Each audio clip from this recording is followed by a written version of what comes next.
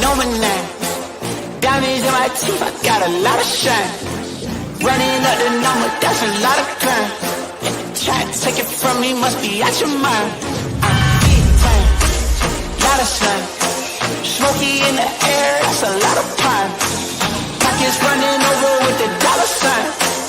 Try to take it from me, yeah. Big time, big time, big time. Welcome to episode 416 of Fourth and Jawn. I'm Gail Saunders here with Evan Hollywood Hearn, Mr. Primo, aka Prime, in the building. And today is kind of like a celebration. You know, obviously it's a podcast, but it's also celebration because one player that I think we've all grown to love, a guy who's been Mr. Consistent, a guy who's been doubted, not by this podcast. Not once. Not ever.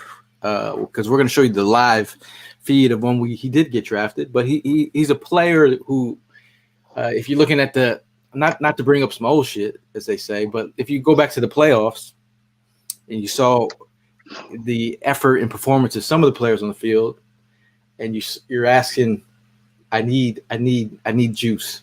The one player while we're losing the playoffs who was playing for his life was this guy, DeVonta Smith.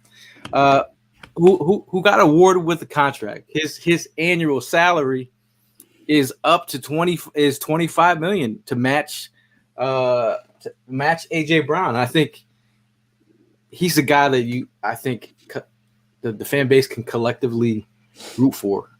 He's a guy that if you're undersized, if you're slender, if you've ever been someone's body shamed you can root for him. I mean, Evan, have you ever been body shamed? Yes.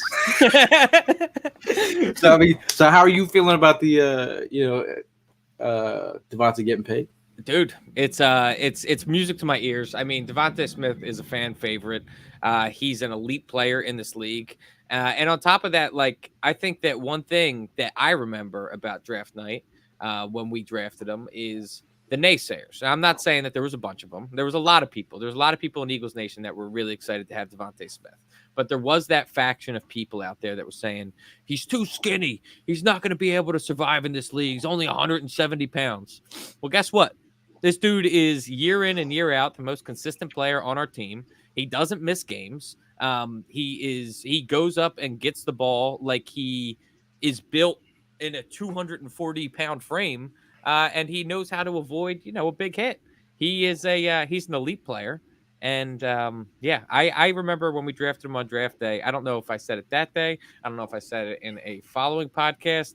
But I put it out there that if he plays his entire career in Philadelphia, he could potentially be the greatest Eagles wide receiver that has ever put on an Eagles uniform. So I still feel just as strongly about DeVonta Smith. Yeah, it's definitely an exciting moment, man. It was just a key acquisition that we were waiting on to happen. It finally happened today. I missed the press conference from DeVonta. I am going to go ahead and find the time to go ahead and look it up and see what he had to say. But I'm excited, man. I mean, again, another piece of the puzzle that Howie is putting in place.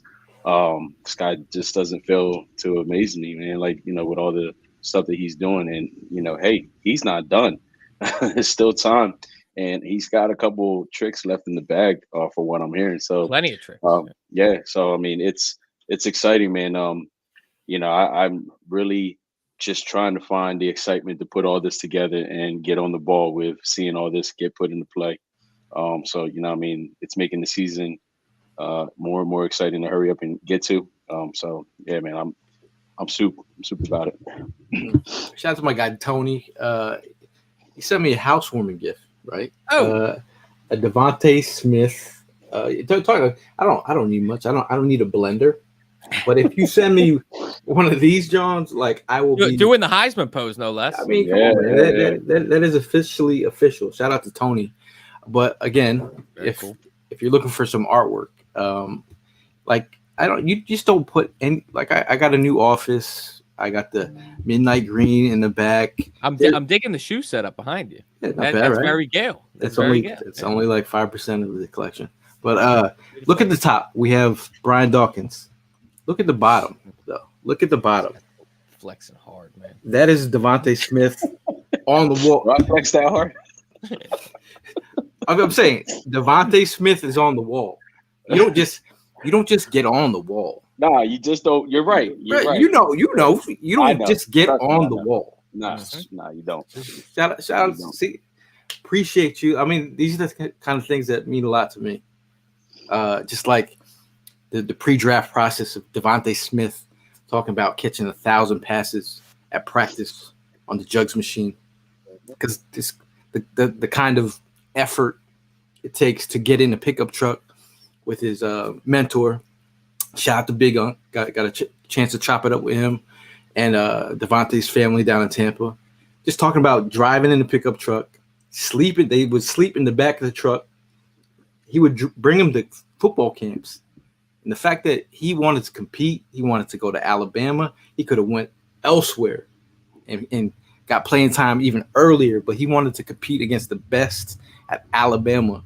This guy, national championship game as a freshman, comes up with a game-winning catch. All these people talk about his size. He's in his pressure today. It was kind of cool just to hear him say he kind of lives for the hate and the vitriol. He's like, it's fun to me because like I don't let anybody else deter what I'm doing, pretty much. And he showed that.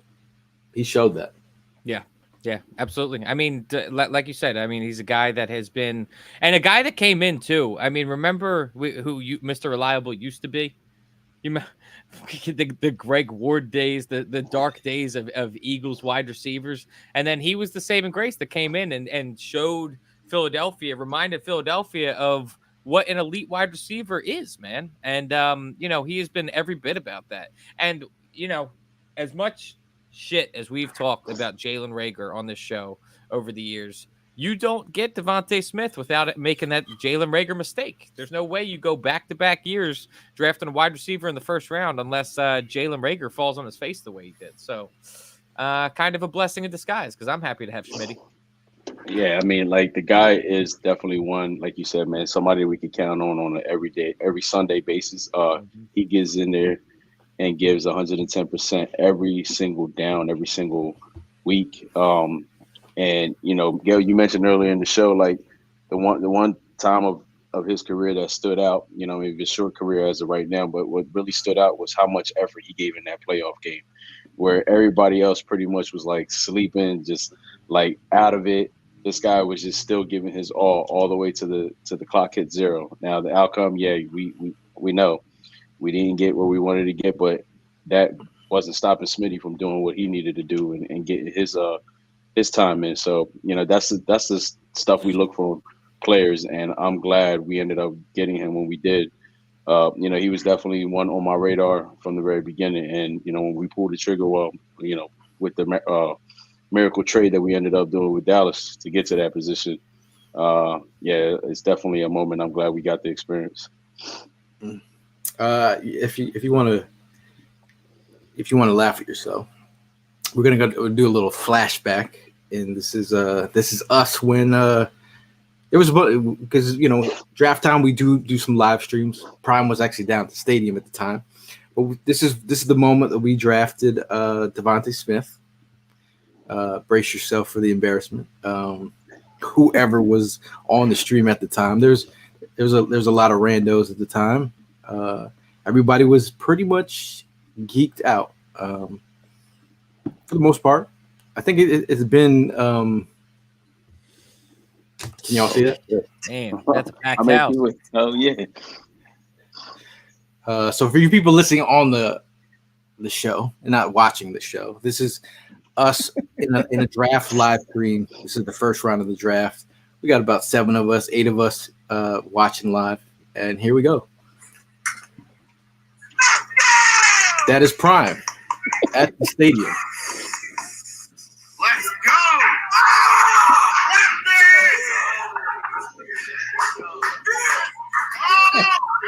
My TV's hella slow, man. No, but first round picks. Yeah! Let's go! We got Kincaid.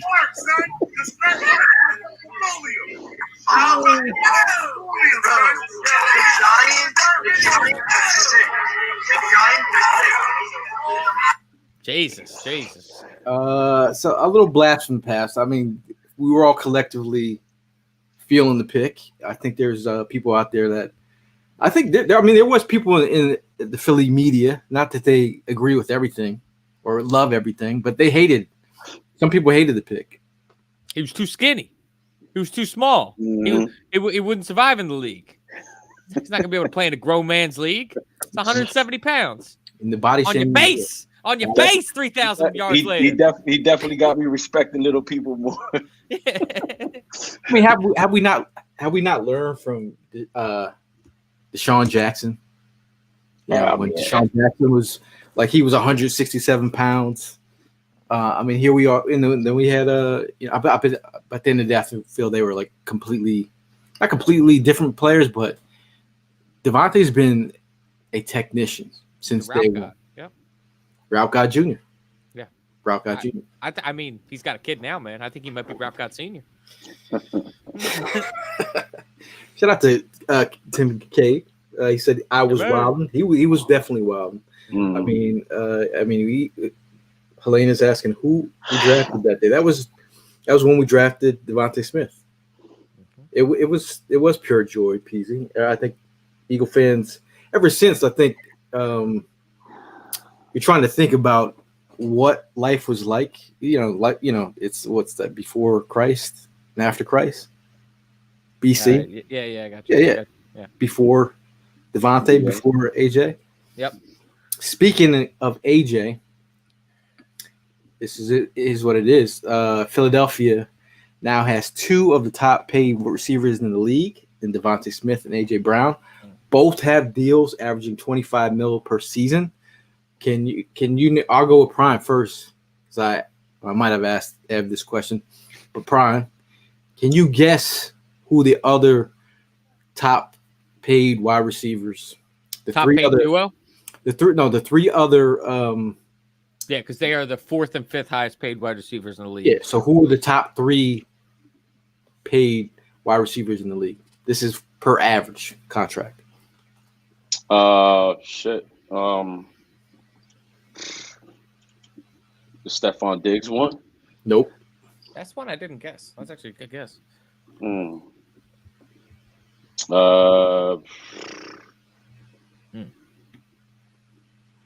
Tyreek Hill. Tyreek Hill's one of them. Yep. Tyreek is number one. Comment section trying to help you out a little bit. Debo's one? No, Debo's not one of them. No, Debo's not one. All right, so people in the comp trying to help me out.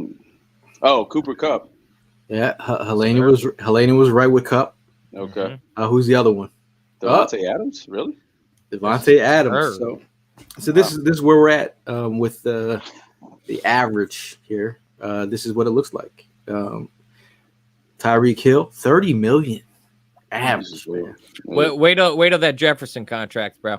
Yeah, he's gonna kill it. But AJ Brown, $25 million. Devontae Adams, $28 million. Tyreek, $30 million. Cooper Kupp, $26.7 million, and DeVonta Smith. So that's very interesting. But what's also interesting is if we're gonna be frugal, gang. Ev, I don't know if you don't like these numbers. Oh, I want you to lay it on me. Can you see that? Can you see that? My bad. DeVonta Smith agrees to $75 million. No, sorry, my bad. Can you see this? No. I'm seeing the same thing he's seeing. Nothing. $175 million, the combined value of Smith and Brown's contracts. The Eagles are the only team currently with two receivers ranked in the top 10 in total value and average annual salary per spot track. $175 million. You say $175 million. That's a lot of money. A lot of chicken. It's a lot of money, but it's guys that are proven talents. I want to spend money on guys that I see the potential in. Like that there's several factors when you're thinking about laying out a contract. What has this guy done for me? What is this guy still capable of doing for me?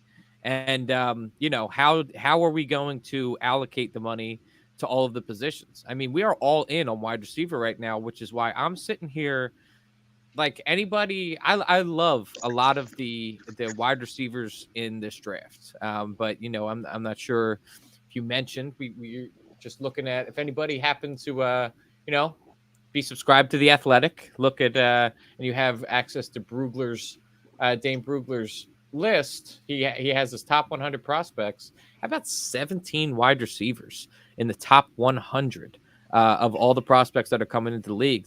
What that tells me, you don't need a first round wide receiver. You might not even need a second round wide receiver. Like I'm thinking a late day 2, day 3 wide receiver is really what our money can go out to. Now, Well, I mean that. Go ahead. My bad. No, I was just going to say that was the key thing. Like, the fact that's why we were hoping for this signing to happen, because now we could go ahead and put that focus on what, other positions that we really are hurting at.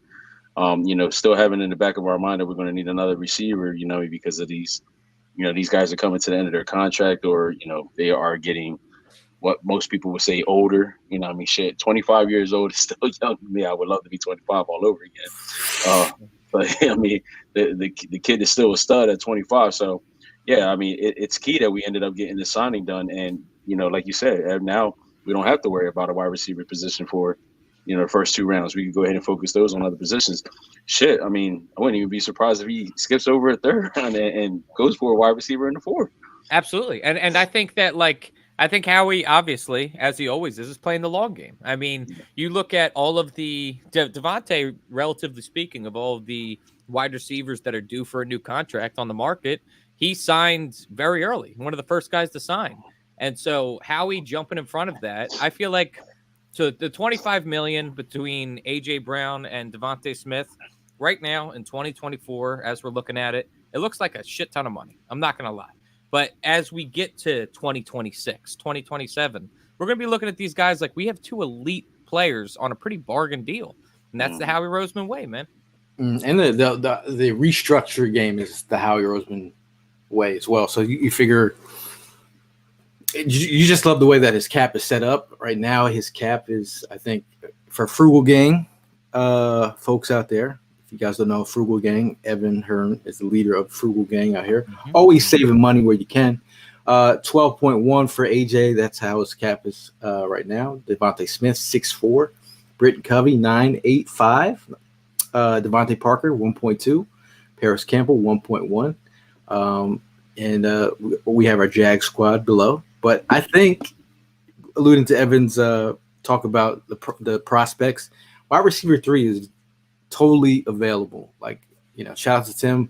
When we went down to the Senior Bowl, it was like wide receiver after wide receiver. Like, there's so many good talents there, but just overall, there's so many prospects. And if you wanted to get crazy with it, not that I do, shout out to Hollis Thomas. He wants to go one of the LSU wide receivers in the first, not Malik Neighbors, but shout Brian. Mm-hmm. It's Brian Thomas, right? Mm-hmm. Brian Thomas. Is that why Hollis wants him? Perhaps. But I feel like if you could wait, that's where you win. I mean, there's just so much value. My guy Ricky Pearsall, who in February when I was pumping him up, now he's above our pay grade. I think in the second. I mean, he could go higher in the second than from where we draft. So there's we have Lab McConkey from Georgia as well. I think you have Xavier Worthy if you're looking for a speed demon. It's just kind of like pick your poison. What kind of flavor do you want? Mm-hmm. You can get Keon Coleman, who's a big freak in the slot. You have A.D. Mitchell. You have Xavier Legette, big body target.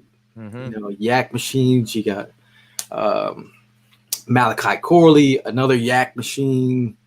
Because you think about the guys that we picked up. Oh, Helena Lovin Coleman from FSU. Mm-hmm. I mean, Racksack talks about Roman Wilson from Michigan, little route god himself. I think he was one of the best wide receivers at the Senior Bowl. But if you look at our group here, we picked up Paris Campbell. And that's that yak guy. He's got the yak abilities. He's got the gadget type abilities, but I think usually when the team picks up players, they're kind of like the roles. They have this kind of role in offense. We have two guys in AJ Brown, DeVonta Smith, who are going to lock up most of the targets. Britton Covey, we know what Britton Covey is. Yeah, I just don't like the way Devontae Parker looks. He looks slow. What do you mean, geriatric? He looks slow. Like, I don't know, man. Why? 10 years ago, maybe? I don't know. 31 in the Tybo class. I'm not gonna lie. His presser was probably the most. I try to keep it positive, but his depressor. His presser was better than Jeffrey Alshon Jeffries, or was Alshon Smith? It was worse. It was the worst presser that I've seen in a while. It was like, bro, what are you doing? Shout out to Tim. What are you doing? He's in the building. Did you see yourself in that DeVonta Smith reaction? Yeah, I was wilding. We all were, bro. That was a great day for Eagles Nation. It was. A great day for a lot of teams in the NFC East, except for the Giants. Yeah. You know the crazy thing is though, career-wise, what's his Kadarius Toney, man, he got 2 rings. Isn't that wild? That is wild. Yeah. But man, I'm happy happy for our guy though, DeVonta Smith, man, with that ring. I mean, well, not the ring. I'm sorry, he could have had a ring. For that extension, man, super super dope. Glad to see him get the reward, and I love what he said. I'm gonna let God take care of it, and he did. You know, he wasn't one because you think about it, you had all these wide receivers that are coming on being free agents, or the future options being options on the table for him, and they kept on talking about everybody, but then nobody was talking about DeVonta Smith except Eagle fans. And what did Howie do? He took care of him. Yep. And this puts pressure. This is pressure on the neck for Jerry Jones, the Vikings, and they was laughing at us because we took Jalen Reagor. Joke's on you. Joke's on you. Now you got to pay like $33 million. Now you got to pay. Yeah, exactly. Now you got to pay. And what's the Niners, the Ayuk? I mean, they're going through it. I mean, he unfollowed. He over here. Everybody else is going through it right now. Except exactly. But it's the way you pay early. You understand the value of your players. If they understand that you appreciate what they bring to the table, DeVonta Smith said in his presser, "Will you worry about like getting paid?" He's like, "Nah." He's like, "I let God handle that." Kind of. He's like, "I let it work itself out." He's like, "Is it safe to say that the 4 of us can appreciate Howie Roseman a whole lot more now?" Yo, you know what's funny is that I say so. Yeah. I 100% appreciate Howie Roseman more, but what's funny, it's just like almost like a little inside joke with myself. You ever at the top of your browser, like your frequently visited websites, you could just like click on it or whatever. StreamYard, this website is one of them, and anytime I click on that to try and get there, it brings me to the room of a show that we had. We were killing Howie 250 episodes ago, and the name of the show is Howie Roseman Must Die. Every time I click on it, it's just called Howie Roseman Must Die. And I'm like, man, we've come a long way. A long way. Because man, we were murdering that show. I remember that shit. We were calling for him.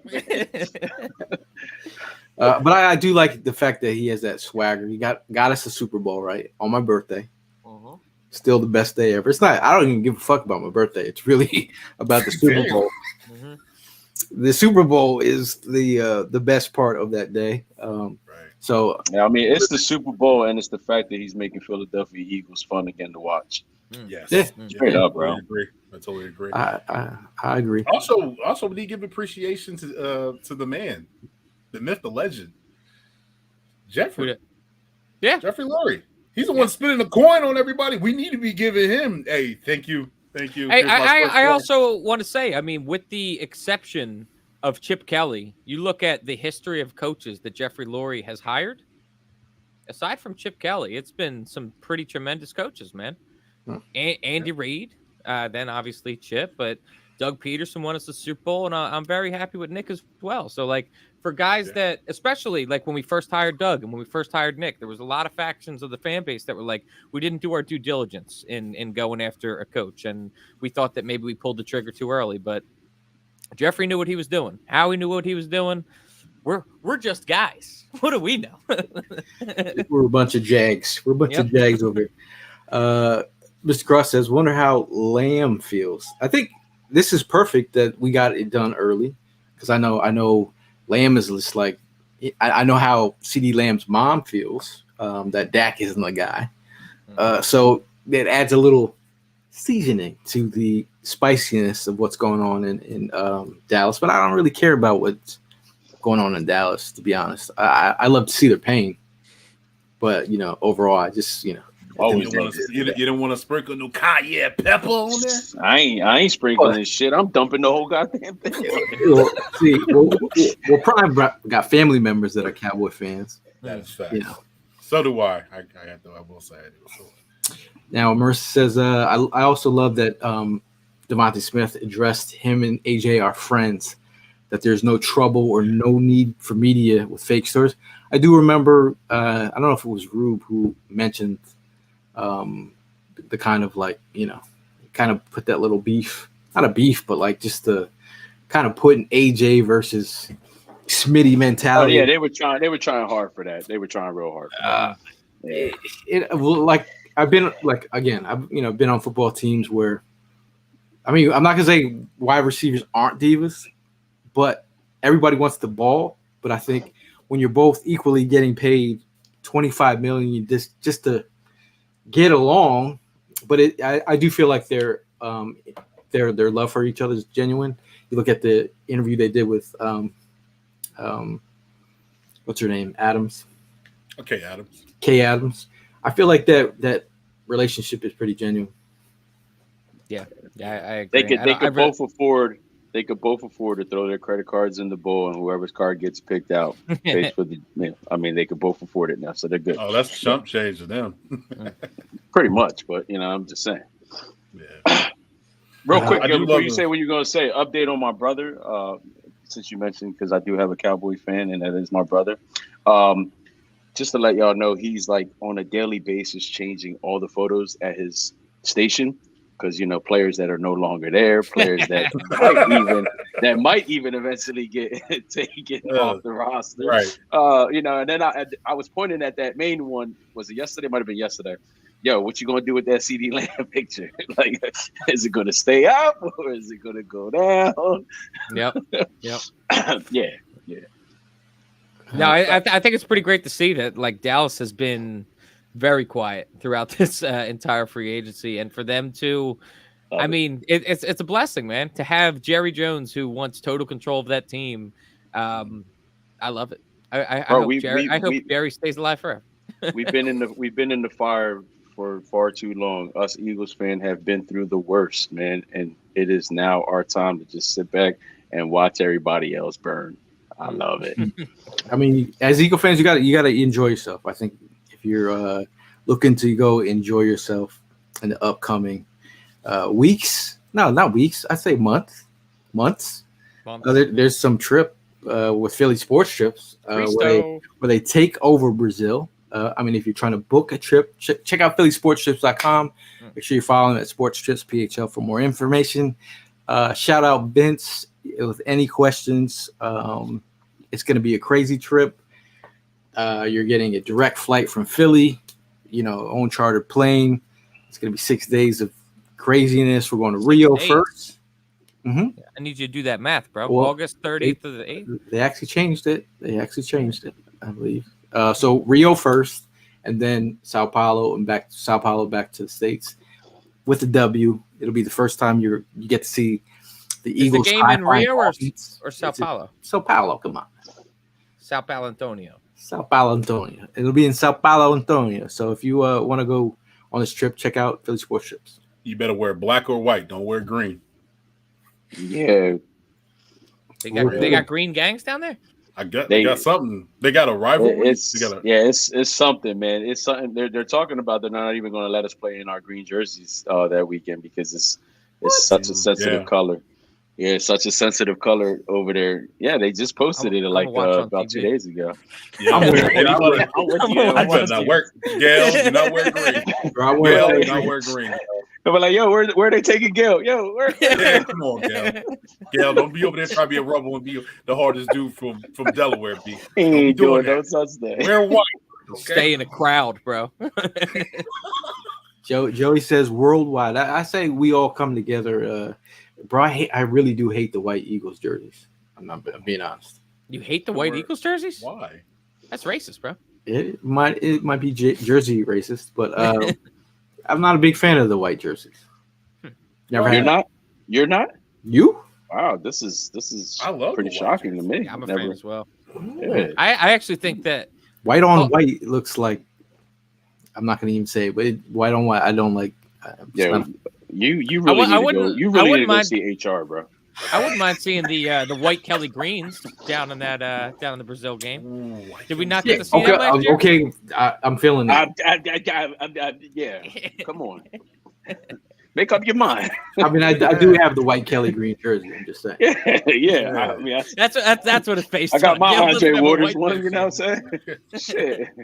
I'm just saying. There's a lot of green with Green Bay. We'll be playing the Green Bay Packers. Yeah. Someone's gonna have to wear green. You're right. Whoa, shit, yeah. God forbid they start throwing fireballs on the field. What is going on? Hey, they start riding in that junk. Hey, tuck and roll, baby. Yeah, what if they came up with a Brazilian colored scheme for both teams to wear? Green and yellow? We ain't doing it. Yeah, I'm just saying. That's the Packers. We could just go. We could just black it out. Okay? Well, in that case, then think about it. If they go with a Brazilian scheme, you got us wearing the Kelly Greens, and you got them wearing their yellow jerseys, because they have rock yellow jerseys. Mm-hmm. I can see it happening. Yeah, I'm just saying, I can see it happening. Interesting. So I know at the end of the show we will get to a mock draft. So if you want to be part of the mock draft to close it out, let us know. But news has been popping. We just really want to touch real quick. We're speaking of Kay Adams. We have a tight end. I think it was rumored to have dated Kay Adams, but not Evan's brother. But I didn't think that my brother would be able to pull that one off, to be honest with you. But we have CJ Uzomah, who is a decent tight end to give us some depth. He's got 700,000 guaranteed, so that means he's probably staying. Albert O, we've been trying to figure out who he is as a player. We're trying to figure out how to say his name. Yeah. we have Grant Calcaterra, aka Grant Hearns, in the building at $1 million. We had Dallas Goedert at $9 million. And the other thing that we mentioned on the last show, Dallas Goedert, 29 years old. Did time go that fast that Dallas Goedert? Yeah, that shit's still hitting me. The fact that he's 29, I still can't believe it. I'm the one that said it, and y'all laughed at me. I can't believe it. Y'all all laughed at me. It is wild, man. I mean, we have Little Lucky in the chat. Like he's already doing his taxes. He's already doing his taxes. Throw your piece on up. He's like, yeah, I'm doing my taxes, bro. But I mean, the fact that I think we have the depth that we like at tight end right now. Can we agree? I agree. I thought it was interesting that the WIPs of the world are still out here trying to push the whole Brock Bowers thing. That one never made any sense to me. I saw you on the timeline, like there's little things that I'm surprised bother me as much as they bother me, and then I see people talk about Brock Bowers in the first round. I'm like, why? We don't even use tight ends. Why would we do that? No, I mean we did have a former Jatavian Sanders from Texas did have a formal visit with the Eagles at the combine, but he'd be interesting to add. Be nice. We've all been talking about a Florida State tight end that we draft in every single mock draft. I forgot his name at the second. Bell.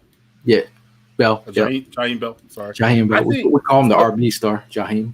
Yeah. So with CJ, I'm gonna butcher his name. I feel like it's that TJ Who's Your Bazada commercial. Who's your TJ Bazada? TJ Who's Your Mama. Who's your mama? Yeah. So we're gonna start doing that. But yeah, I mean he's more of like a wide tight end. Like he's always on the line, provides like great playmaking ability. I mean, he had a hell of a season when he was in I think it was the Bengals when he had Joe Burrow that second year or somewhere around there. He had a great year. So I mean, he can block straight on the line and he can, run routes as well. So I gotta be honest. I gotta be honest with you, man. I'm kind of like not focusing on the tight end position anymore. I've been giving that position a lot of attention for the past 3 years, hoping that with the acquisitions that we've been getting with Dallas Goedert and then whoever else they decide to go ahead and bring onto the team, and things just ain't clicking. And then once Dallas goes down, there's no next man up mentality coming from any of the other guys, and that's what gets me pissed off. So that's where my attention with the tight end position is kind of like out the window.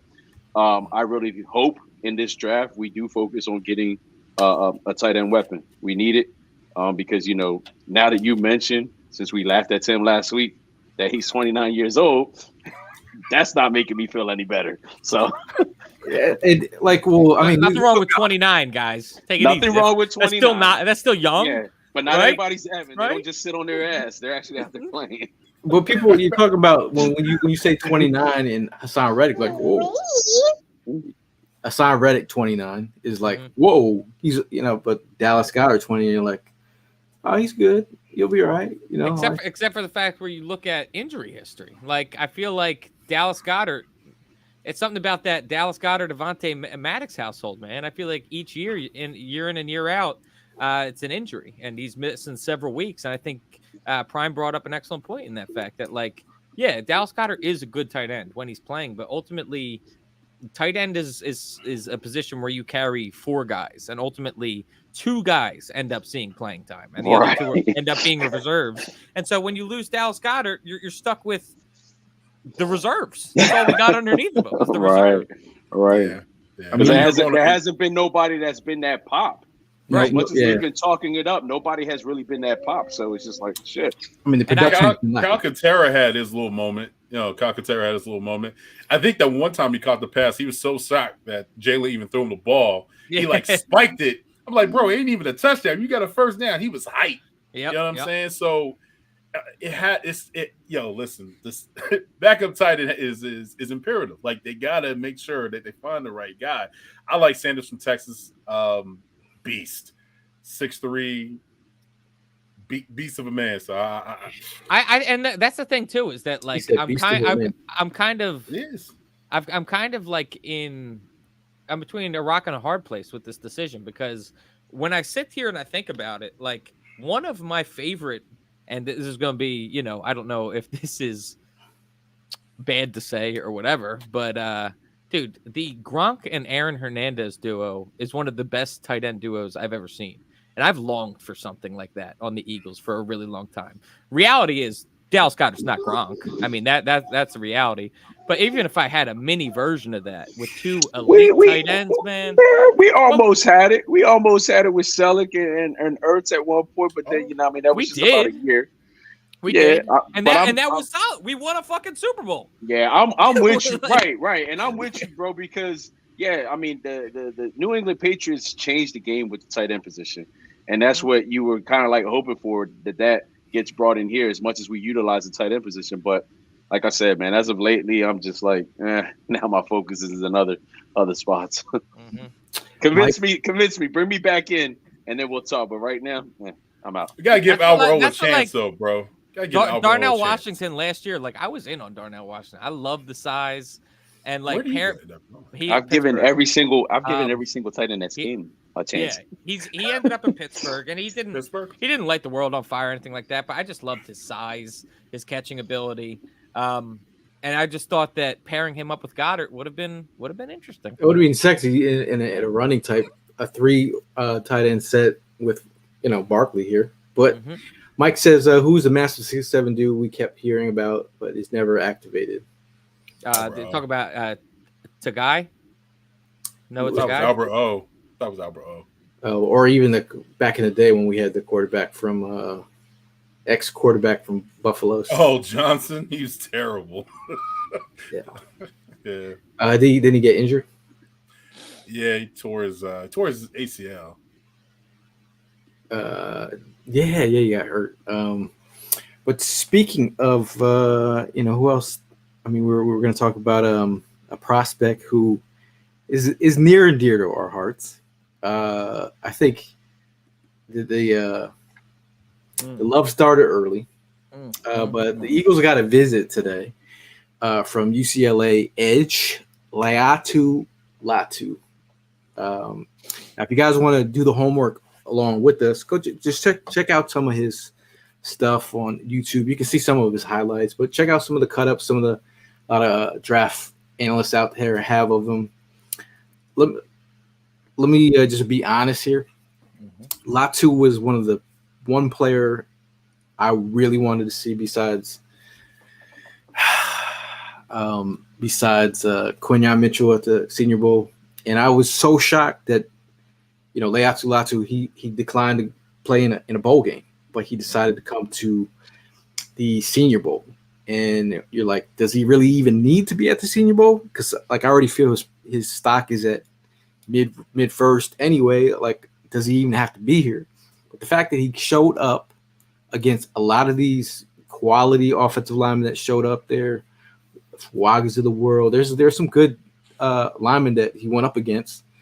And I remember the minute that me and Tim saw Laitu use some trickery and sorcery, and he pulled some swim move where the whole crowd was like, "Who the fuck was that?" And all the draft heads were like, "Bro, Latu's real." So I feel like.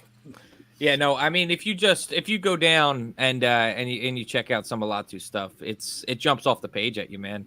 And I was mentioning this to Gail too, that like these top 3 edge rushers that are coming in. I mean, I'm glad that we got a meeting with Latu. I'd be happy with any 3 of them. I think that all 3, Jared Verse, Latu, and Dallas Turner are all game wreckers. They are legitimate guys that can come in here and take over a game, completely change the outcome. What I love about Latu and watching him is he seems like an extremely intelligent player to me, man.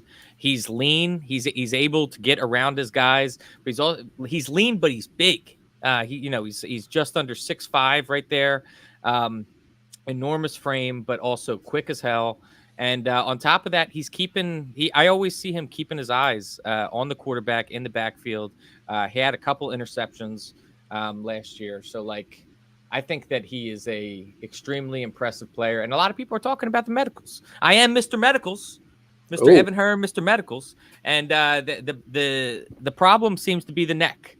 He had a neck injury that actually made him miss 2 seasons of football. In 2020, the COVID year, and then as well as he was out of football, and even told by his doctors he was recommended to medically retire in 2021, but then bounced back, first team All Pac-12 in 2022, and then he was an All-American in 2023. So seeing him have 2 very productive seasons after coming back from that neck injury gives me a lot of comfort. Talk about I think it was a 2018 class that came into Washington. The top prospect was Puka Nacua, wide receiver at University of Washington. The top 2, Trent McDuffie, now with the Chiefs, who's had a stellar career. Yep. Number 3 was Laitu Latu. You talk about his coach ended up going to UCLA. His coach ended up kind of saying, "Hey, man, take a chance. Come to UCLA. We'll figure some stuff out." During his off time, he was a rugby player. He almost had a deal with the Seattle Seawolves playing rugby. So he won a national championship as a rugby player I believe in high school. So he'd have a lot to talk about with Mailata. I like Latu because he just kind of reminds me of Jalen Phillips from the Miami Dolphins. And one that came out of the Miami Hurricanes. He just has that physique. I mean, like you see it in him, and you know, and Phillips also played at UCLA before he got transferred over to Miami Hurricanes. So, yeah, I mean, it's something about these UCLA players, man. When they, you know, in that position, these guys are studs, and I don't know, man. I think this guy, you know, he's very impressive. Bob's already passing on the he calling the next LVE. Again, my thing is the way he carries himself. I've tried to get it, like I said, try to get an interview with him. Couldn't get around because everybody was asking questions. But the way he handled himself, and the fact that he did show up, and like he didn't have to show up. Yeah. And everyone's like, "Oh, you come down here, you might get hurt." He didn't care about that. Fun fact for you, Gail, which I'm sure you already know, but do you know who was the doctor, the specialist that he saw about his neck? This was the same doctor who operated on Peyton Manning.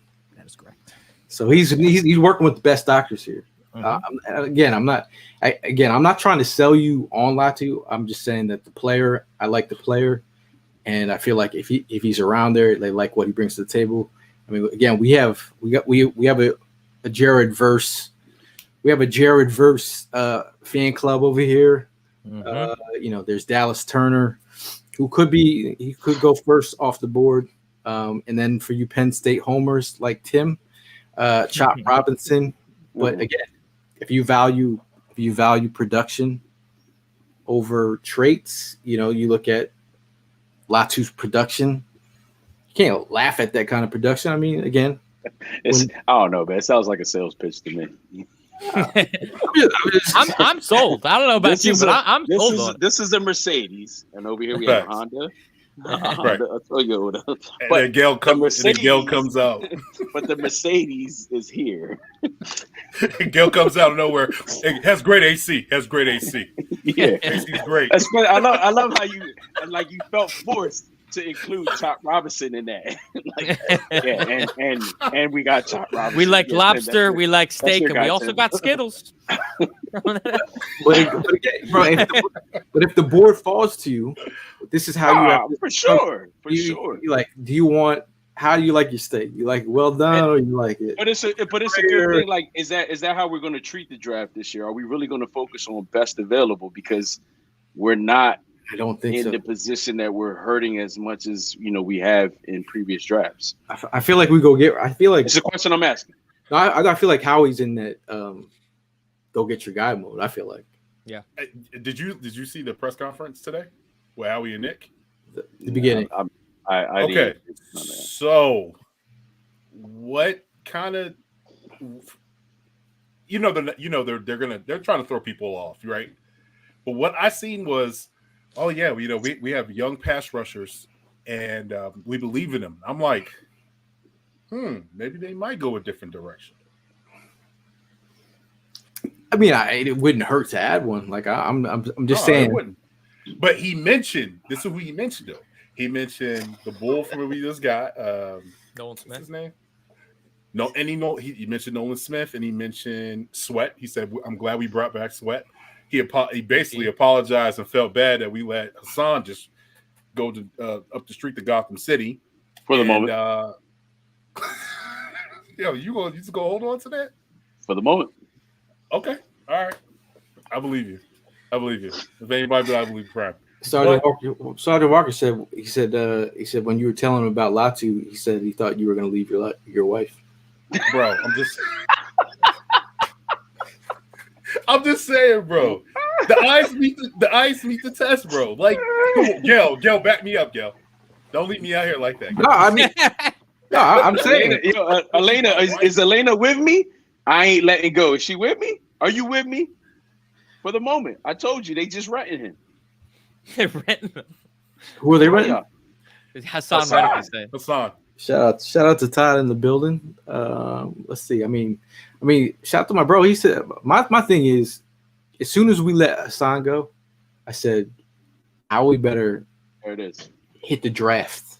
Well, with the defensive players, because we've been talking about trying to figure out the mentality of Howie Roseman, trying to figure out where he is kind of fixated and focusing on this draft. let's look at the stuff we've already talked about. I mean, you look at the offensive side of the ball, pretty much across the entire depth chart of the offense, we have top 10 guys at their position in what they're being paid. We have invested heavy money into our offense. It's time to retool the defense through the draft. Right. I mean, do you want to look at some numbers? Well, so the offensive line here, you talk about, these guys are getting paid. Milata got paid, Dickerson got paid. We got the cheap options on the interior with Steen and Jurgens. These are their cap hits for Lane Johnson, 34 in the Tabo class. So, we've allocated some draft pieces to take over the interior.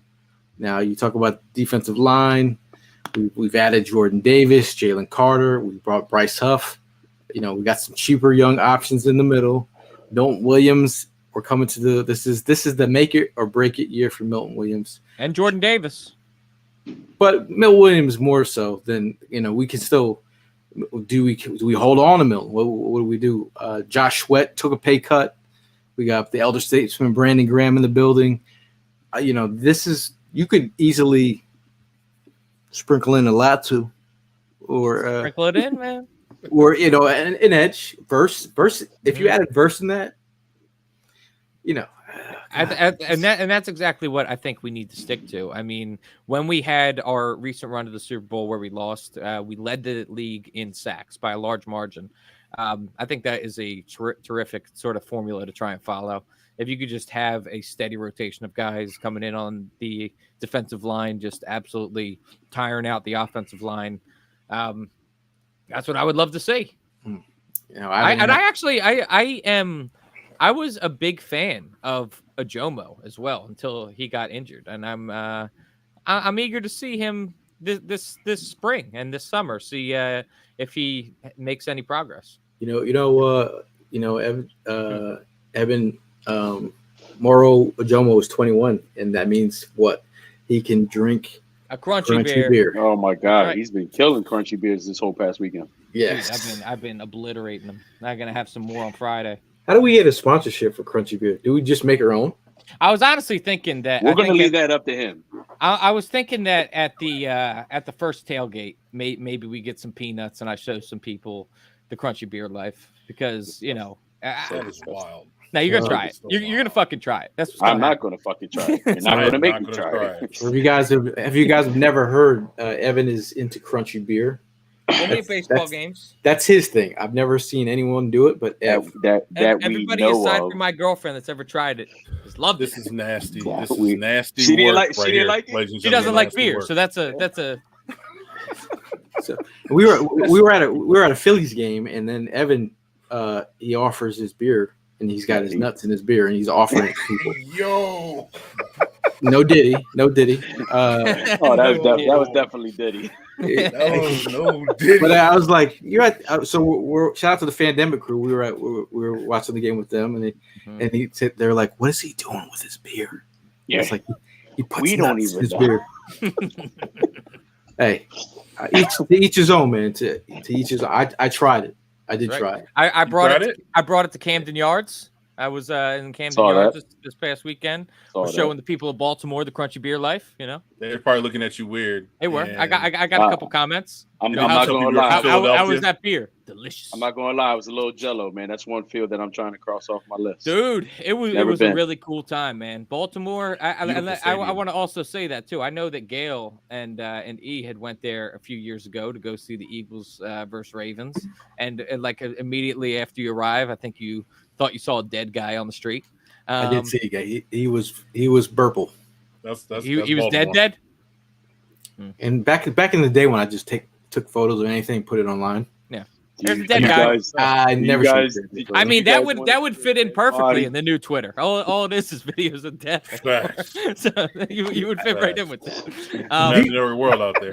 No, this is factual. I mean, every time I log into Twitter, I'm seeing the most violent shit that I've ever seen. I was like, You used to have to go to the depths of Reddit for that type of stuff, and now I'm logging in and go to the bathroom in the morning. I saw a dude. Yesterday I saw a dude get run over by a car.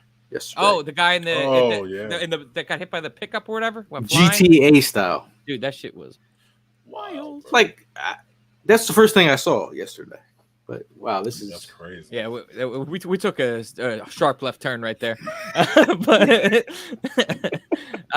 anyway, crunchy beer. Am I right? Good stuff. Budweiser, I'm available. Wow. Yeah. Shout out to Ev. Now, do you think? Honest opinion, do you guys think Howie moves up? I think there is a possibility. I mean, we obviously we are we're fanalists of the team, and we do our mock drafts, and we view things only through the Eagles lens. And I know that like when you are drafting, you have to consider all the other teams and what they may be thinking as well.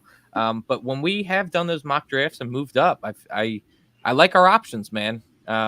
If you can move up into like the 15 range, that's some pretty good stuff. We moved up for Jalen Carter. Mm-hmm. Moved up for DeVonta Smith. We moved up for Fletcher Cox. Carson Wentz, twice. Let's not forget Carson. But a lot of impact players every time we moved up. Correct. Mm-hmm. When we stayed, Andre Dillard, Jalen Reagor, Nelson Aguilar. Are you catching my drift? Mm-hmm. Yeah. What about when we moved back? Dallas Goedert. Jordan Matthews. That was another one that I saw as well too. Not the move up, but like trading that first round pick and acquiring multiple day 2 and day 3 picks. Also would not be opposed to that because, like how I mentioned, the whole thing with I think that there is a lot to be taken in the second and third rounds of this draft. Now, Rack Shack talks about he's doing a mock draft with the NFL Masala later. Check his channel out. He said, "How is Johnny Newton from Illinois? Go watch. Just go watch some of his tape.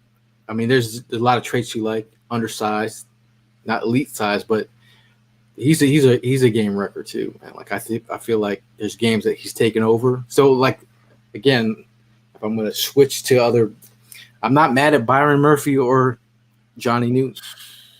I'm not because I think there's there's a common denominator. There's a lot of wins here. There's like whatever way you want to go, there are some win options. I don't think there's a really bad pick.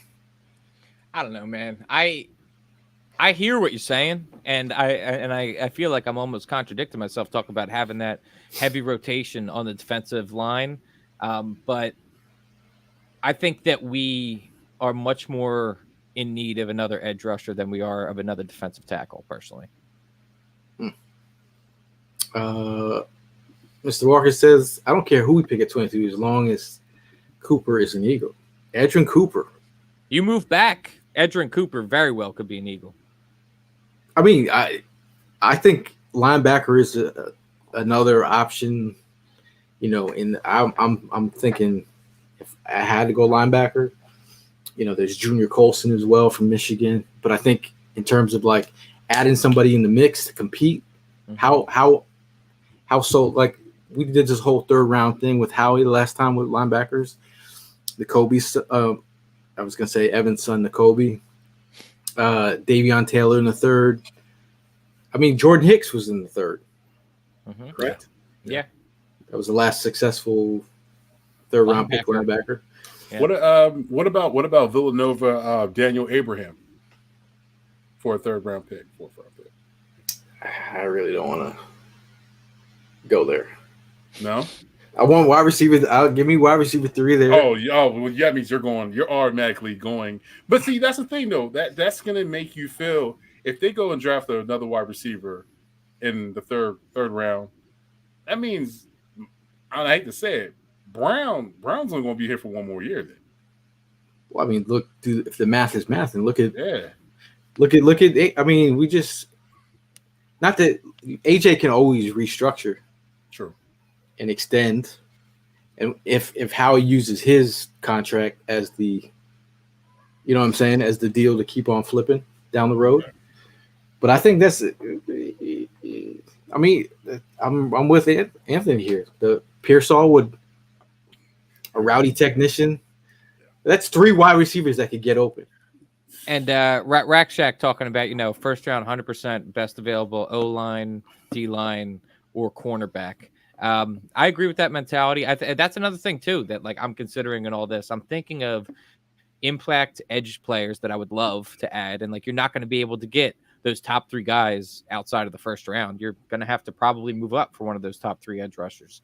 But with that being said, like you look at, with the exception of Jordan Mailata, who was, I feel like Jeff Stoutland had his eyes on him for months and months and months in advance, where he kind of had a feeling. Yeah, it was like his baby and his pet project. But I think that like you look at Lane Johnson, he was taken 4th overall. Lane he's getting towards the end, man. And I love Lane Johnson. I love that he pretty much played his entire career in Philadelphia. But if you want another guy like Lane Johnson or Fuaga, you got to take him in the first, man. Well, like the Troy. Is it the age that you're saying that though, Evan? It's the age and the continual ankle injuries every year. Like as he has to get his ankle drained at some point in the season every year. Like I just feel like we've been lucky that he's been able to bounce back from that, and he's been able to play through those types of injuries. I just feel like eventually with that age, it's going to be more and more difficult to play with that tough ankle. Well, this is where the guard tackle versatility. I'm saying tackle with guard versatility as the future. If you have that right tackle, could be Fatano from Washington. Mm-hmm. I think they're in love with him. But he's a guy that if we moved up for him, I'm cool, because then you have your Pro Bowl right guard. I'm not mad at it at all. Yeah, Xavier Legette, man, he's a great story. I mean, he's got to talk about his parents both passed away before he graduated high school. His dad loved South Carolina. He ends up going to South Carolina. His production, if you want to see production, that's what a lot of these teams like to see, production. He had 1 year of really solid production. Like he blew out last season, like 1,000 yards, yak machine, built like fucking AJ Brown, like he DK Metcalf, and then he works out with our boy Deebo Samuels. Do you roll the dice on that 1 year production, or you're like, where were you?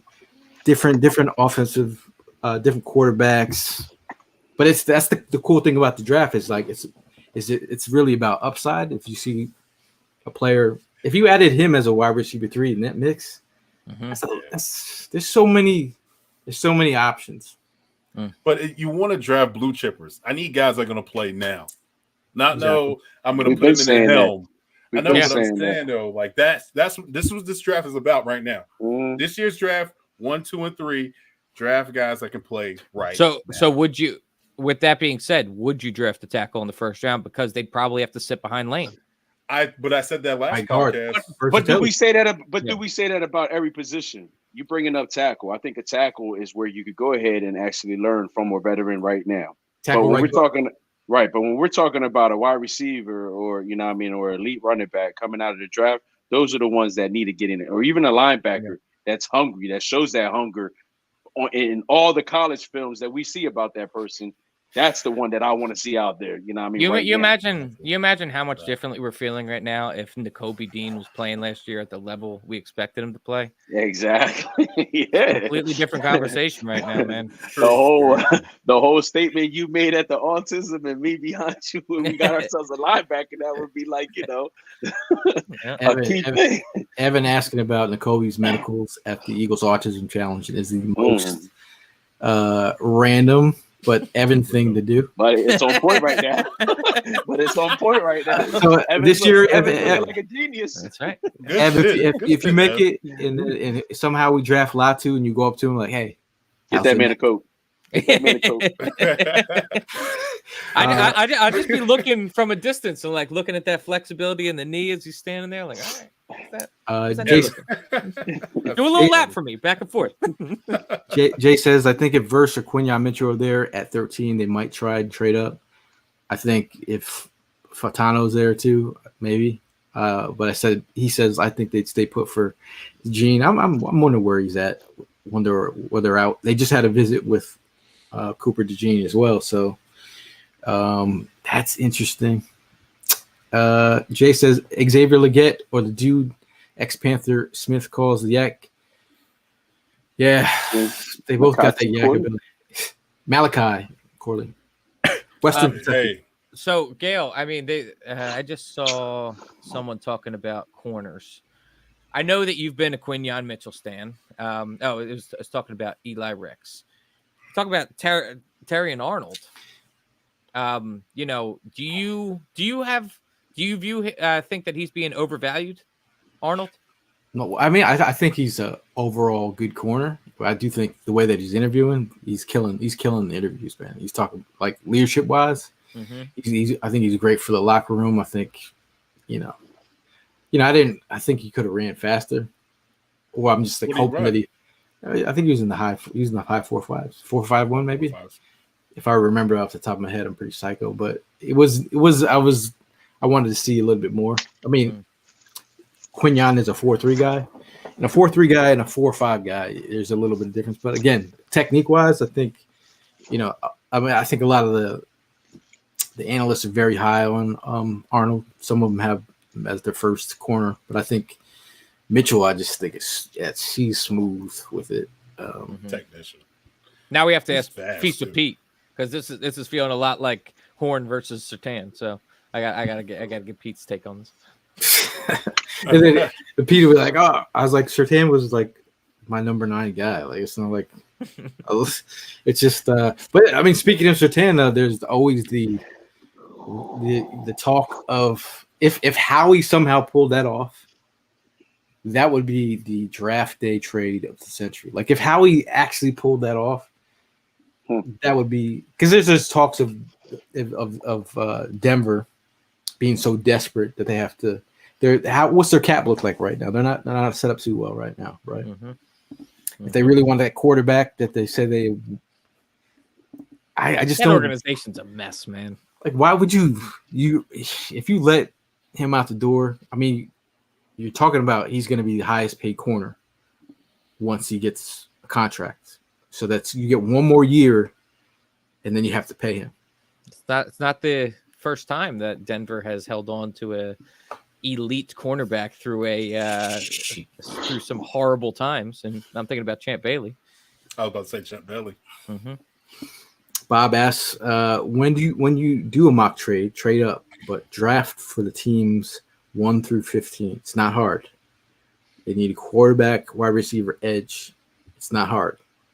You said that twice. The Eagles need a quarterback, wide receiver, edge in the first round, Bob. A quarterback? What's he talking about? He must have meant corner. He must have. Yeah, he must. Let's get this mock going. Let's see. Yeah, I'm ready to mock it out. Yo, is he talking about? Is he talking about drafting for other teams? I'm not even sure if this was to you, bro. I think this might have been to Tim. I was about to be like, what are you talking about? Oh, the other teams. Okay. Wow. Yeah. I'm way behind. Anthony asking, would you give up both of our seconds for a first? For another first. Yeah, that's what I'm saying. Like 2 firsts versus a first and 2 seconds. Because what are you trying to get back into the bottom of the first? Or you package depending on the mentality you said Howie was going to try to have this year. And go after the go-getters. You package 2 firsts, and then you package 2 ones. Hey, I'm gonna say this. Top 10. I'm gonna say this. If you listen to the press conference today, he dropped the Easter egg. Howie said, "I love to trade." That's all I'm gonna say. I heard him. I heard when he said that. That's all I'm gonna say. Well, that's what we say every offseason too. Is that like if there's one thing about Howie Roseman, he loves a splash. He loves to be the talk of the league. Talk about the Eagles made a blockbuster trade. Howie Roseman does love that, and this is his time to shine. Mm-hmm. I mean, he's already loving it now that Deion Sanders said his son and Travis Hunter only can go to the Eagles and the other teams. I'm not gonna say the other team names. Man, what we need permission now? Get the fuck out of here. No, it's just like we're one of those teams that hey, people I want to hear come you, to but them. We'll see. We'll see about that. So we're gonna get into this draft. Mock it up. We're gonna get into this draft. Any before we get into the draft, make sure you guys subscribe to us on all platforms. We never beg, but we're just asking if you like the podcast, give it a like. If you're subscribed to us on Facebook, cool. Instagram, cool. Twitter, cool. YouTube. These faces are killing me though. YouTube, are you subscribed to YouTube? If so, if not, subscribe to us on YouTube. And if you're not subscribed to the podcast on Apple, what are you doing? Good point. If you've ever got a cheesesteak from Evan, when you get up to grab that free cheesesteak and he pulls it back and then he says, let me see that. You subscribed? Did you subscribe? I'm just kidding. Let me scrape those onions off real quick. That'll be the new one for this year. In order for you to get a cheesesteak, you gotta follow. That's all you gotta do. I'll be the one to prove it. I'll be the one to get the, the verify. Yeah. Prime's gonna be the bad guy. And you ain't getting no lanyard either. You ain't getting no lanyard. You're gonna have to get the cheesesteak from Prime. That'll be a tough, you want to hit that button? You want this cheesesteak? You better hit that button. Shout out to Ty. He says he still needs a cheesesteak. I don't know where you've been, pal.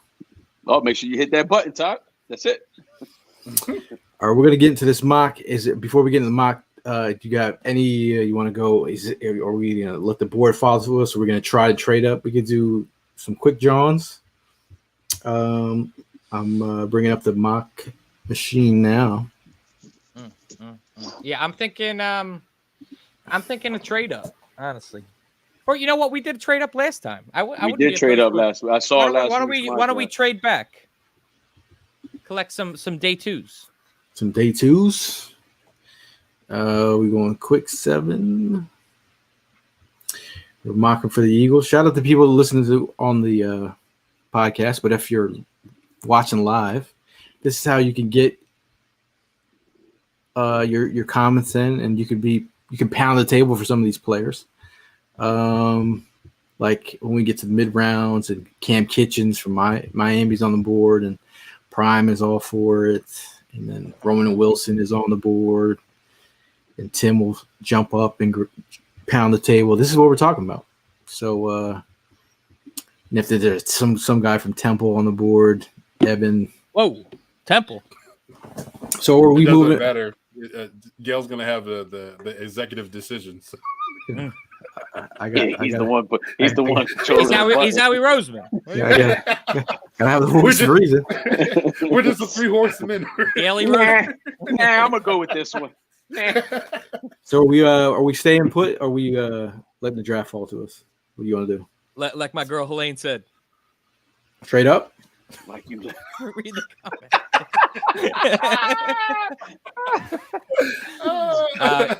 I thought we were trading down.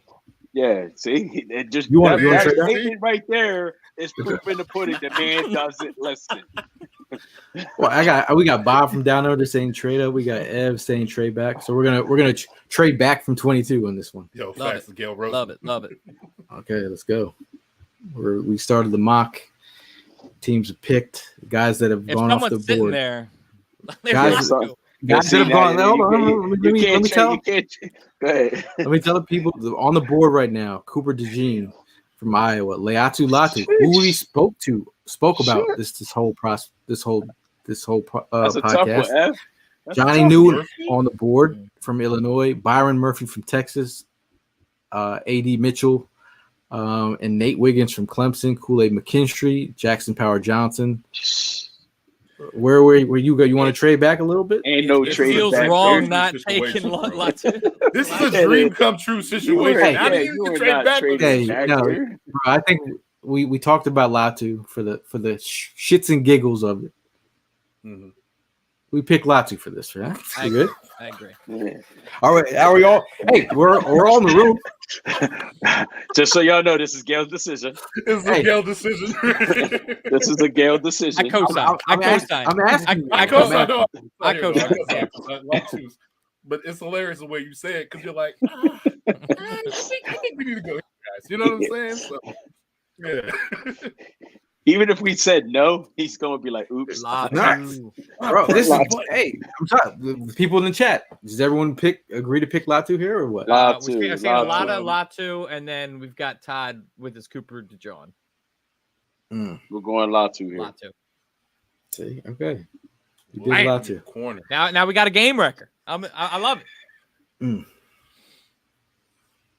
So guys who went off the board, Peyton Wilson, before Mike Sainstrill, Tyler Nubin, Lab McConkey, Bo Nix, Xavier Leggett, we spoke about, Franklin, Patrick Paul, Zach Frazier, Jalen Polk. On the board right now, as we currently speak, Roman Wilson from Michigan, Keon Coleman from Florida State, Michael Penix Jr. We're not drafting quarterbacks, even though we're the QB factory. Jatavian Sanders, Braden Fisk from Florida State, Ricky Pearsall, Ricky! How do you guys feel here? I'm actually leaning Bullard, honestly. We talked about retooling up on the defensive side of the ball since we spent so much money on the offense. I like Roman Wilson. I like Keon, and Pearsall. But Devon Bullard is what makes sense to me here. Well, Brandon Fisk, I guess you could go another lineman, but what does the chat say? 3 corners left. Trade back a few spots. Fuck it. You want to trade back? Bro, I mean, what corners is he talking about? I don't see corners. I mean, Edrin Cooper's still on the board, right? Where we at on the next pick after this? 53. We have a pick and 3 picks. Yeah, man. I think we're gonna find out. Oh, see, if we go, honestly, I wouldn't mind trading back here, and then you move back into like the 60s or something like that, and then we could still scoop something up with 53 while acquiring some stuff. I mean, Cooper's on the board. Can you say no to that? In 3 picks, I bet it'll still be there. So who do you want to pick now? I say we trade back. You trade back, like he said. You trying to get a 3rd round? Yeah, stack up on some more picks. Maybe not even in the 3rd. Like, how about this? Cleveland Browns have offered us pick number 54 for 50. You want to see if we can take 85 from them? Yeah. We might have to give up like 171 or something. Oh, fuck yeah. They will not give us 85. Just get now. Look at see if they'll give us 85 if we give them like 161 or something. 170. Oh, how about this? I say try that. We give up 120. Oof. We get 85 back. You want to do that? I'm in.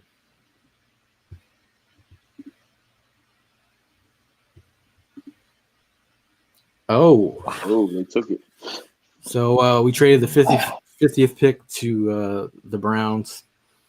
We received the 54th. 85 and 206. We got 50. We gave them 50 and 120. We got back 54, 85, 206. I'm happy with that. Now we got back-to-back picks, 53 and 54. You want to guess who goes off the board just off the rip?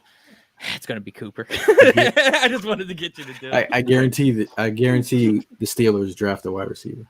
Okay. Oh, Roman Wilson. Okay, here we go. Resuming the draft. Guys, Penix, Wilson. Hey. Yep. Guess who the Steelers picked? Roman Wilson. Yep. So we're now on the board. Oh. Keon Coleman's still there. And Edrin's still there. We could get Pearsall and we can get Cooper. Oh, come on now. Now. Just go ahead and go get Fisk, and then we'll go take Ricky Pearsall at the next one. Back picks, right? Coop's still on the board. Coop is still on the board? Is he? Coop is still on the board. Yeah, go down. Chris Boswell? Go down. Oh, okay, he's right there. Yeah, take Coop right there, though. Yo, we're like stressing like we got a big problem because we have 53 and 54. Yeah. I say Coop and Pearsall, honestly. And we got the 85th pick, so I'm cool. I'm cool with it. So we pick Edrin Cooper. Every single linebacker stand in Philadelphia is like, we got a linebacker. They're calling their friends. It's like Paul. It's like Paul Revere. A linebacker's coming. And then we get Ricky Pearsall, a route guy. I do like Brendan Fisk though. I just got ignored. Y'all see that? pretty much. Sorry. Shout out to Tony, Ricky Pearsall staying in the chat. So we're at the 85th pick. So we gave up 120. I mean, hey, right on the board is Junior Colston, Michigan linebacker, Ray Davis. Oh, God. Yes. You want to move back? There it is. Marshawn Lloyd right there. Ray Davis. Kyrie Jackson. Kyrie Jackson's right there. Renardo Green. If you're talking about options. What does the chat say? I'm seeing take Junior. Not much talk. Okay. Cooper Beebe. Oh, I like Cooper Beebe. We do need a guard. Do like Beebe as well. You want to trade back? Not really, honestly. Is Jordan Morgan there? Or he's already taken? I kind of feel like we should go after someone in the secondary, personally. We've been offered the 107, 108, 122. 107, 108. What is it? Where do you see that at? Yeah, where do you see this at? Yeah, the teams that are interested in trading us. The Bears at 122. Nah, it's 107 is way too far. That's 22 picks. Yeah, we're good. So draft a player. We already got a linebacker. So are we going 2 linebackers? I don't think we go running back here. I'm kind of thinking we go corner. Kyrie Jackson. Yeah. He's a beast, man. Animal. There it is, Jackson. We want Kyrie Jackson. This is I gotta listen to. There you go, Mark. There you go, Mark. This is from Mark Bird, actually, not you. Oh, that's cold-blooded, man.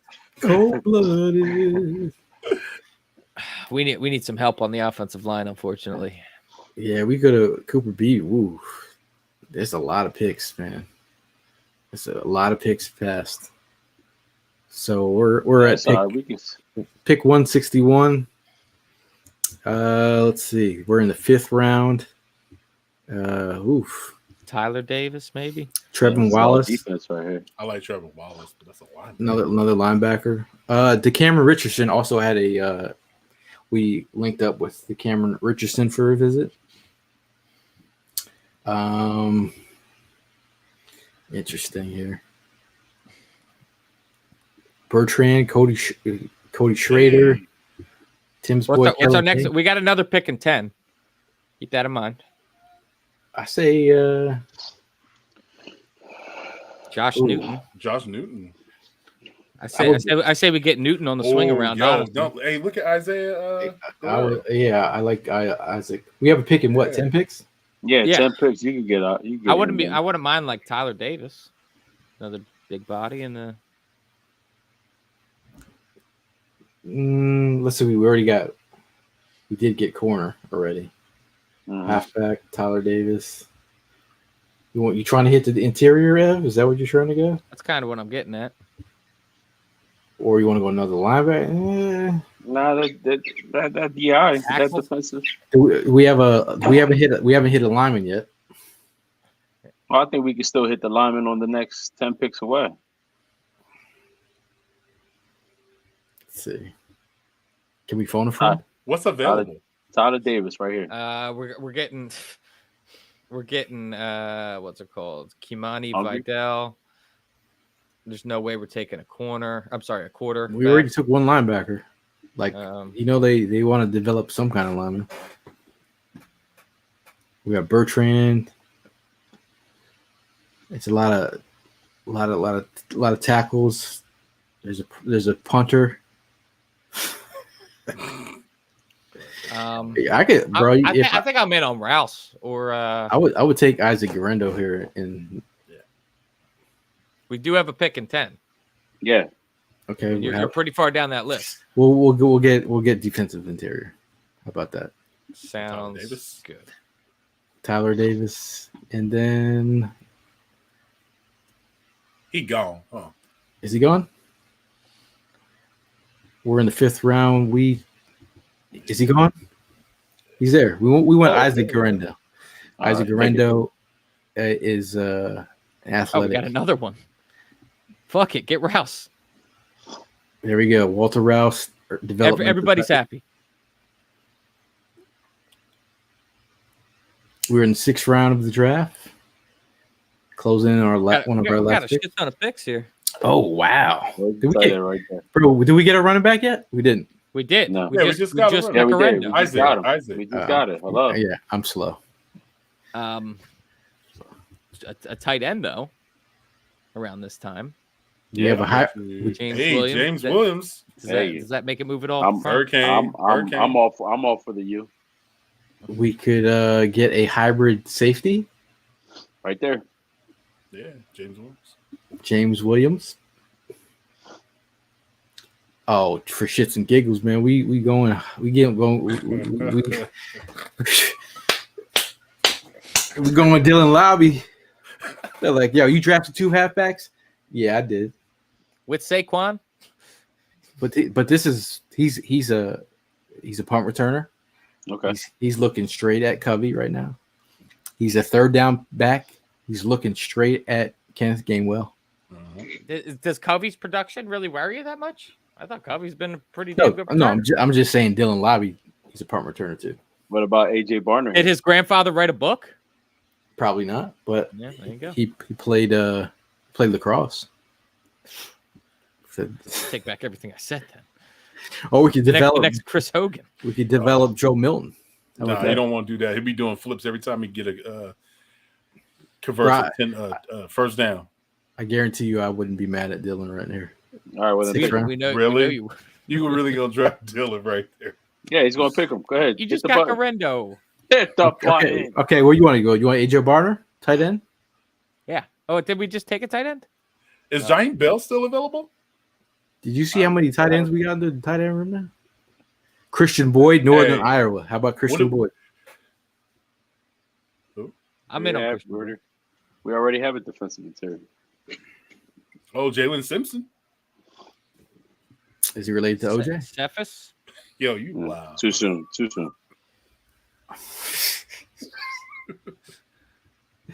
How about for the sake of the pod, we'll draft Dylan Lobby. He just pushed the goddamn button for the sake of the pod. For the sake of the pod, man, you're funny. No, we interviewed. Hey, we interviewed Dylan Lobby. We can't allow Dylan Lobby to be out here. No problem, bro. We're not gonna allow it. Just go ahead, push the button. There you go. Gail's killing me today, bro. Friend of the show, Dylan Lobby. He followed. Hey, Dylan Lobby followed. Hey, Dylan Lobby follows 4th and Jawn on Instagram. Shout out to Dylan, man. So we're gonna show him love. We can't have him out here on the streets. Thanks. Oh, ready to kill some food.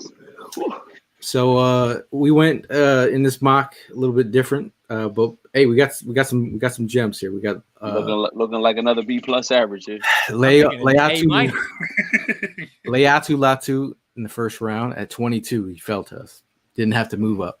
A+. Edrin Cooper, we got a B-, round 2, 53. We traded back. They hated Garendo. We traded the 50th. That was Gail's pick. That was all Gail too. All Gail. Hey, that's like if you're looking at my report card when I was a kid. That's all right. We know that. That's my math score. Okay. Did you pass? Yeah. I will get an A+ in gym, D in math. So we traded our 50th pick and we got the 54th. We had the 53rd. Drafted Edrin Cooper from Texas A&M. We got Ricky Pearsall, 54. We got a Kyrie Jackson from Oregon. Another cornerback to develop. Tyler Davis, defensive line. Isaac Garendo. Go watch his tape. Love it. We got to tackle Walter Rouse to develop. I'd have to really watch more on Walter Rouse. I couldn't tell you. James Williams, safety for Prime. But he's got some great versatility. Could play linebacker, could play hybrid type. Dylan Lobby, B, New Hampshire. overall A- grade. Wow, got an A, bro. That's our highest. That's our highest one. I mean, if you just look at how we're spreading it around too, like that is, we filled a lot of holes there. Hey, look at Gail's face. He's like, "How you like me now?" type shit. Shout out to G Dirty Money. He said, "Why would you draft a DM when we signed Sweat and Dude from the Jets? Hey, we only have two. Hey, we only have 2 players under contract at edge after this year." Sorry, man. It's a mock draft, bro. It's a mock draft. I'm picking the player, man. I'm wondering who else was on the board when Garendo was there, because we got Dylan Lobby. Well, he wasn't listening to us. You got a B. You got a B on it, bro. Get the highest grade out of it. Like, bro, I never look at the grades and be like, G Dirty Money says those picks does not help the Eagles at all. I think they would, man. I tell you, how does Rick not bringing Ricky Pearsall into the nest not help this team? Or Latu, man. Have you seen a wide receiver 3 consistent at the catch point in how many years? If we go Greg Ward back in '86. If Johnson was going to retire this year, he would have already done it. Johnson's back, man. Unless you talk about Fred Johnson. Yeah, but again, a lot of our mocks, we just try to play around with some stuff. We do have some of our favorites in here. But before we get out of here, big shout out to Bud Light for holding us down all these years at the tailgates. Appreciate you guys over the years. Shout out to Tina and the fam at Conshohocken Italian Bakery. When was the last time you had a tomato pie? Last tailgate, unfortunately. It's been a minute. Conshohocken Italian. Was that from Conshohocken? You didn't have to mention that part, but thanks, yo. Cheating on Tina. I know, I was cheating. Terrible. But we did want to thank everyone who stuck around for the mock draft. Obviously, we've done a mock draft, millions of mocks. So if you go back through all the shows, you can see all the different flavors of people we drafted. Say, hey man, these are great for the mind, body and soul. But before we get out of here, Tim, last word. You can't say anything bad about how he's doing. So let's give him a round of applause for him. Hey, Howie, hey. He's doing his thing. Congratulations to the Smith family. Get that bag. Now you're about to put pressure on all these wide receivers. So I hope all y'all. I hope all of it is. I hope all these organizations that he got his money. I hope y'all all are arguing. And protection is sexy. Shirt coming out soon. Yep. Holla your boy. Let's see. Primo. Yeah, I want to give a big shout out to my little man. You guys saw him earlier on the show. It's his the birthday boy. Happy birthday! It's his 4th birthday. Yeah, blessing, man. This kid's been a blessing every day since he's been, part of my life. So, looking forward to the many years that are coming, man. He's definitely a gem. I'm blessed with all 3 of my kids. Great acquisition today with Smith and getting that contract done. I'm happy. I'm ready to get to work, man. Ready to see what else, how he's going to pull out of that bag. A couple more weeks until the draft. So, it's definitely going to be interesting. Other than that, everybody stay safe. Go Birds. For me, it feels good to be in a position where we're heading into the draft and I'm not sitting here panicking about, we got to hold a fill or we got this to do. I think Howie Roseman has done an excellent job leading up to the draft, acquiring free agents, locking down players long-term, and still having cap room flexibility. This is another Howie Roseman masterclass offseason it's looking like so far. He just needs to cap it off with a great draft. So I have confidence in the post Chip Kelly Howie Roseman. I think that he'll be able to do so. I think he'll be able to give us a Super Bowl contending team. And finally, Go Sixers. Fucking beat that bastard Jimmy Butler into the ground. Yeah, let's go Sixers. Jeez, I mean, when is that game? Wednesday, tomorrow. Wednesday, bro. I'm not gonna even lie. I gave Sixers no love. Shame on you. Shame Not on really. you. Shame. Didn't you go to the game last I night? did. I went to one game this How was season. It was cool. I went to Phillies last night, but I haven't been to a 76ers. Oh, you went to a Phillies game last night? Everybody lost all hope You get after that memo? I Embiid didn't got get that injured. memo. All I said was wait until Embiid comes back, and my man has been absolutely balling ever since coming back from injury. But he's picked not up he's right not, where he picked up. He's not the only one. He's not the only one because I got to be honest too. I have not really shown love to the Sixers this season. Sorry, bro. Well, it's all good because that's cool. But I'm all in for tomorrow. You know what I mean? We got a new big three. That's Kelly Oubre. Yes, sir. Balling. It ain't Tobias, that's for sure. Yeah, definitely. Give me past the second round and I'm in. Got Nick Nurse. I have all the faith in Nick Nurse. Saying. No more Doc Rivers. Last word before we get out. Shout out to the fam. We had a loss in the family. Shout out to my uncle T. the boy. It's definitely a huge loss for our family, but we're all getting through it. But shout out to the family. Shout out to everybody in the comments, man. Even the rando comments. We appreciate you all sticking around. Shout out to you 400 people that are in here talking draft and being nerds and just vibing with the Eagles right now. Vibing with the Eagles off season. I think between I'm trying to figure out this whole draft process because I don't know if I'm going to be traveling on the road for a funeral or being stuck with jury duty. It's a weird, it's terrible. Every entity is trying to pull you away from the draft. I'm like, but shout out to Braxton Howard, former writer who's now with PFF, former Jawn writer. Mm-hmm. He's getting married on Saturday. I mean, April 27th. Congratulations. Very nice. But shout out to him. But I'm ready for draft season. I think we had a productive mock draft. I think we're ready for the next one. Mm-hmm. Promo, you want to start? You want me to start it again? Just kidding. Stop playing. But we do appreciate you guys in the comments, and we'll see you guys in the next one. As always, go Sixers. Okay. Go Phillies. Go Phillies.